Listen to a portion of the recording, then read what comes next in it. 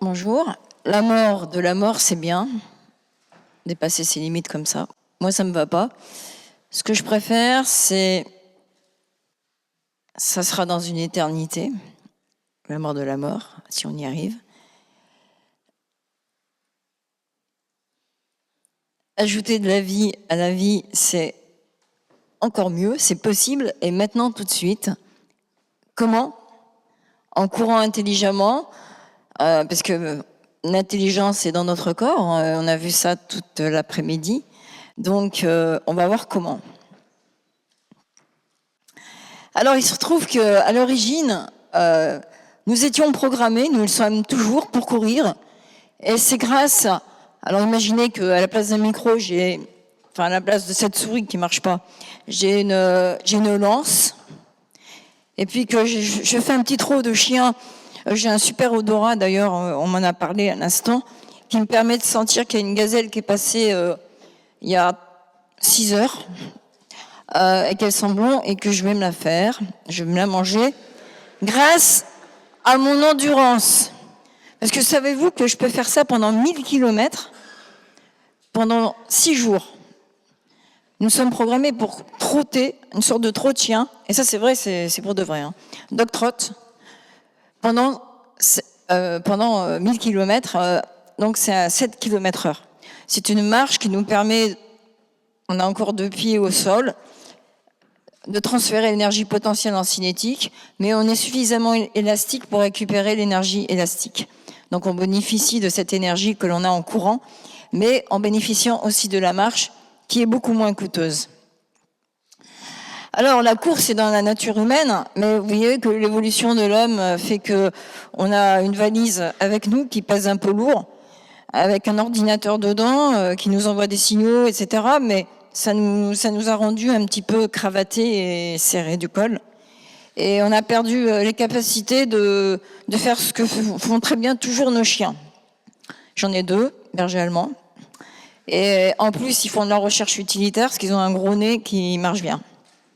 Alors, ils vont nous chercher si on est perdu.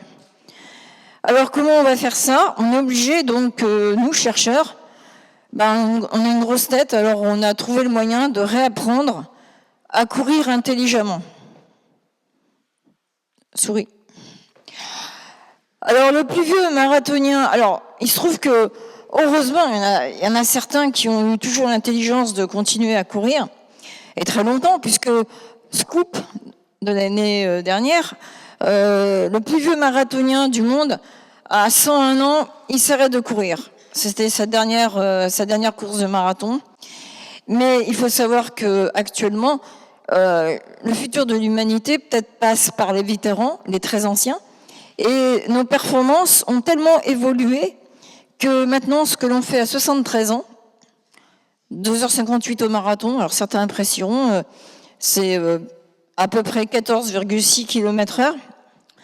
À 73 ans, c'était le record absolu de l'homme en 1896. Souris. Vous voyez ce beau jeune homme, devinette, quel âge a-t-il ? Alors, vous êtes jeune, vous ne vous rendez pas compte. Il a 80 ans.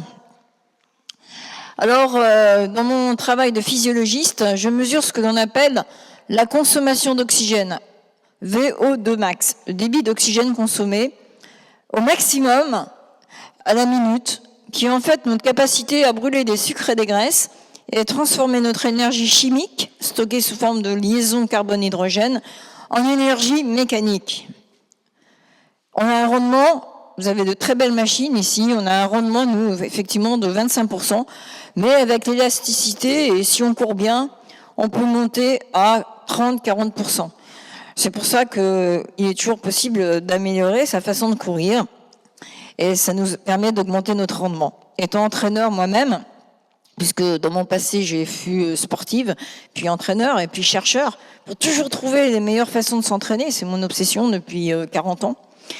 En faire beaucoup moins à l'entraînement pour pouvoir avoir plus de plaisir et avoir le temps de faire plein de choses d'autres.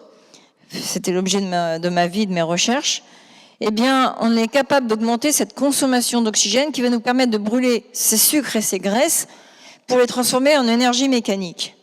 Plus on consomme de l'oxygène, plus on libère de l'énergie mécanique et on va pouvoir bouger vite, manger de la viande, tuer les gazelles, manger de la viande, avoir des protéines, devenir intelligent, etc. De la force pour aller faire plein de choses.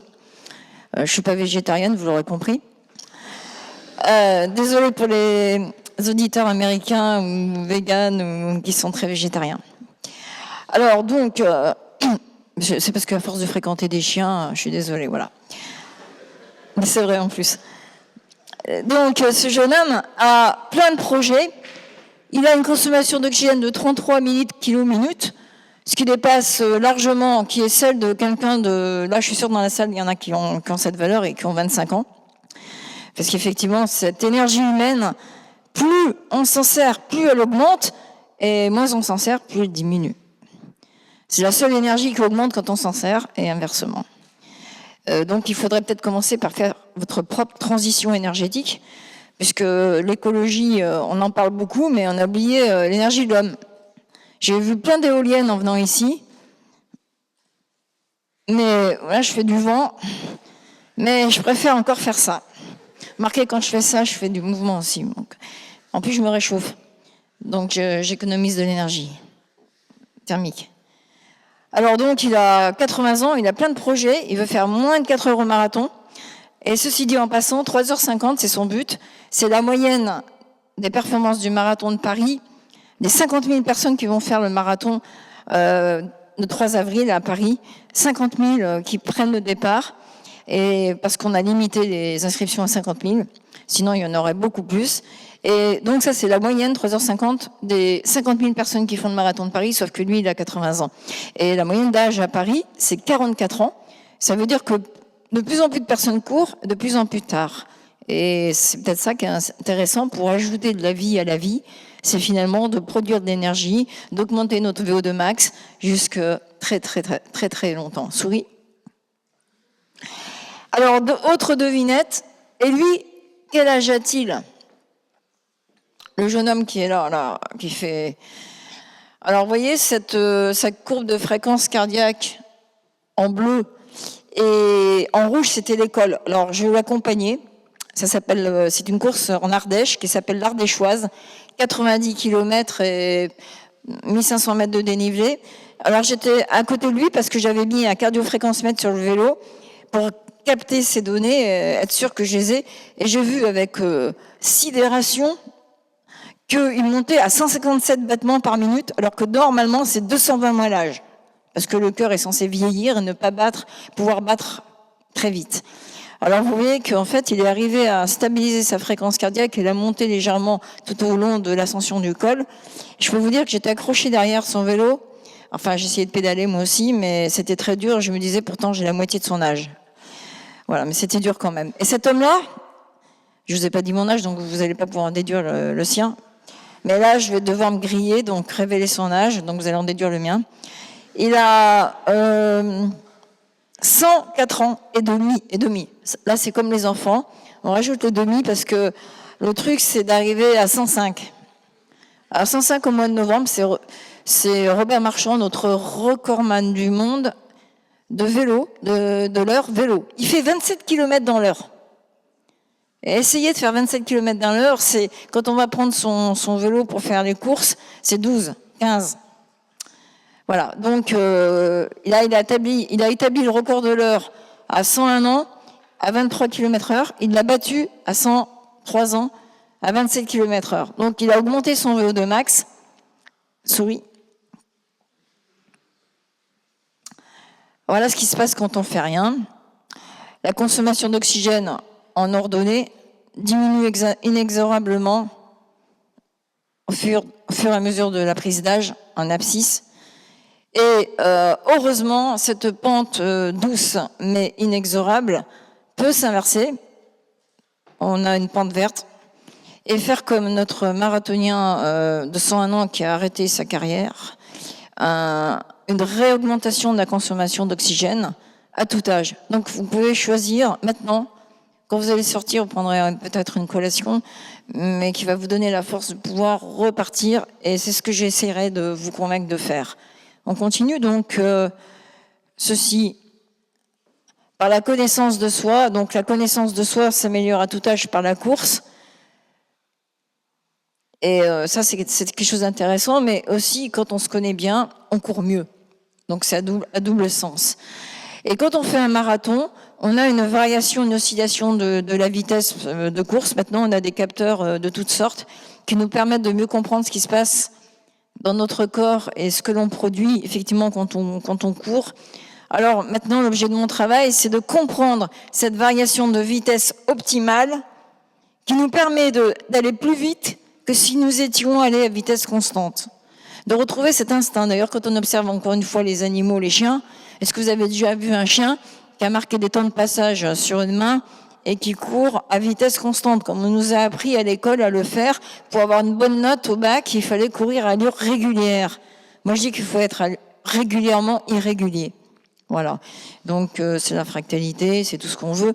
Donc, il y a des travaux avec des mathématiciens qui nous font aller plus loin dans la compréhension de ce qui se passe quand on fait les choses spontanément ou quand on fait les choses avec des indications précises. Oui. Il ne faut surtout pas suivre le rythme imposé. Vous voyez ici qu'il y a des personnes qui sont payées pour faire le lièvre. Vous avez un magnifique drapeau en 4 heures, c'est-à-dire que tous les gens qui veulent courir en 4 heures au marathon s'agglutinent derrière ce porteur de drapeau. Il ne faut surtout pas faire ça. Il faut courir avec sa sensation. Oui.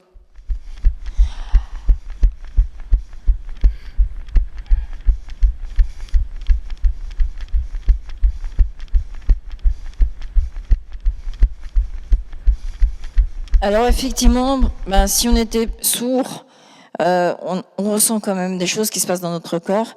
Et le cerveau, finalement, est un merveilleux intégrateur. Et il m'importe de comprendre quel est le signal, quelle intégration de tous ces signaux biochimiques, le taux d'acidité dans le sang, le rythme respiratoire, la fréquence cardiaque, tous ces signaux-là, comment on les intègre pour choisir sa variation de vitesse optimale. C'est ce que j'appelle la signature de vitesse qui nous est propre et qui peut changer avec la fatigue, qui peut évoluer avec l'entraînement, et c'est ce que j'essaye de comprendre. Il faut savoir accélérer, il faut savoir ralentir.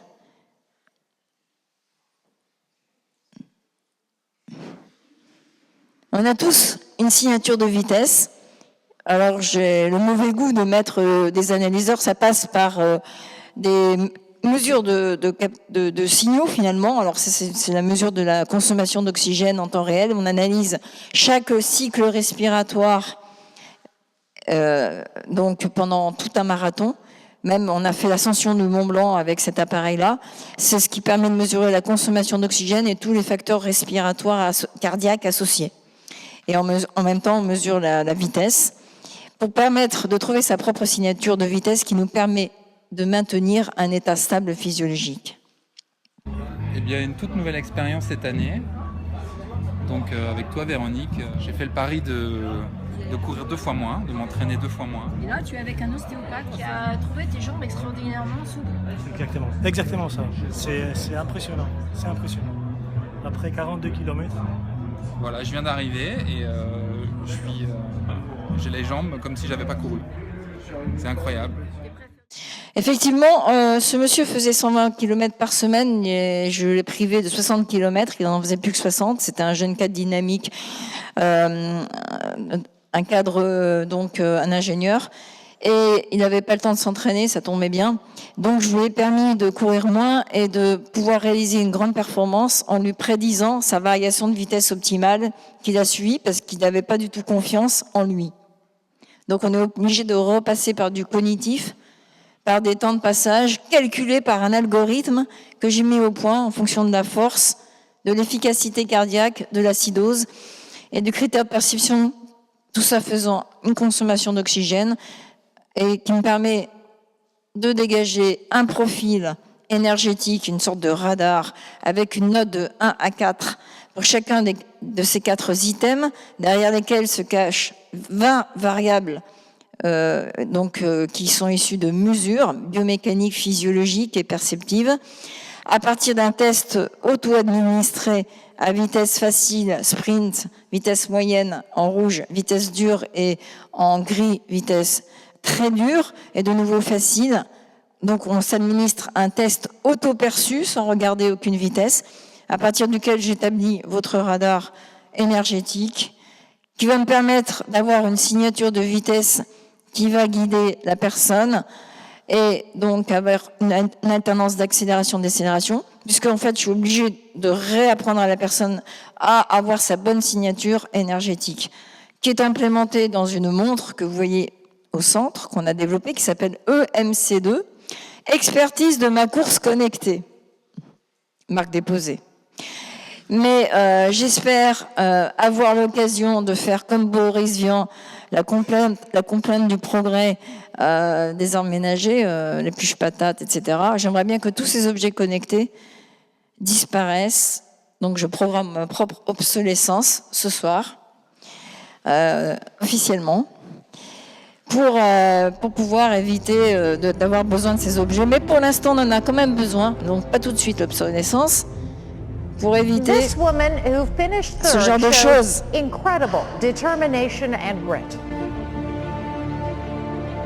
Je crois qu'elle a voulu aller à vitesse constante. Voilà, et essayer d'être gentil avec soi-même et d'accepter de lâcher prise et d'accélérer quand il faut. On ne peut pas être toujours à vitesse constante. Merci.